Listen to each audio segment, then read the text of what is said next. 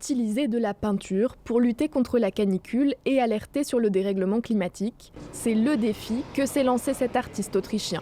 Alors que Vienne est en proie à une chaleur étouffante cet été, il a peint la cour en bitume de ce musée avec une multitude de couleurs vives. Résultat, la température au sol est passée de 31 à 20 degrés selon l'AFP, permettant de rafraîchir les bâtiments alentours qui nécessiteront moins de climatisation polluante. Vous pouvez planter de la verdure horizontalement, verticalement, mais vous avez besoin de mesures supplémentaires qui soient réalisables. La peinture est idéale. Après les premières vagues de chaleur, les gens ont commencé à l'utiliser. Et pourquoi le blanc ? Eh bien parce qu'il a un important pouvoir réfléchissant, très élevé par rapport à une couleur sombre qui ne réfléchit pratiquement rien. Avec le noir par exemple, les surfaces se réchauffent.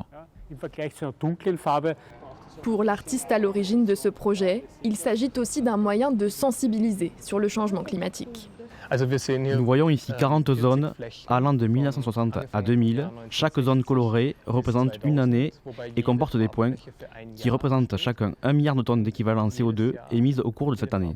Nous avons voulu visualiser l'intensification de ces émissions dans le temps. Avec des vagues de chaleur plus intenses, plus longues et plus fréquentes, les villes européennes adaptent leur planification urbaine.